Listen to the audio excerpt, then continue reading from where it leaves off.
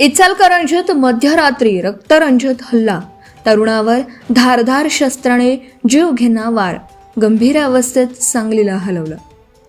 इचलकरंजी शहरातील जवाहरनगर परिसरात गुरुवारी रात्री एका तरुणावर धारदार शस्त्राने जीवघेणा हल्ला झाल्याने परिसरात खळबळ उडाली.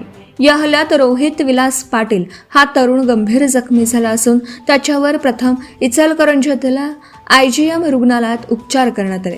प्रकृती चिंताजनक असल्याने डॉक्टरांनी त्याला पुढील उपचारासाठी सांगली येथील शासकीय सिव्हिल रुग्णालयात तातडीने हलवलं.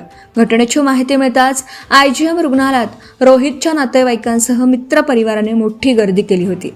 या हल्ल्यामागे काही युवकांचा सहभाग असल्याचा संशय नातेवाईकांनी व्यक्त केला असला तरी याबाबत पोलिसांनी अद्याप कोणतीही अधिकृत माहिती दिलेली नाही. घटनेचा तपास शिवाजीनगर पोलीस ठाण्याचे पथक करत असून हल्ल्याचं नेमकं कारण, हल्लेखोरांची ओळख आणि घटनेमागील पार्श्वभूमी याचा कसून तपास सुरू आहे. परिसरातील CCTV फुटेज तसेच अन्य तांत्रिक पुराव्यांचीही पडताळणी केली जात असल्याची माहिती मिळत आहे. या घटनेमुळे जवाहरनगर परिसरात भीतीचं वातावरण निर्माण झालं असून पोलिसांकडून नागरिकांना अफवांवर विश्वास न ठेवण्याचं आवाहन करण्यात येत आहे. अधिकृत तपास पूर्ण झाल्यानंतरच हल्ल्यामागील कारण स्पष्ट होणार आहे. Bureau report, police times news.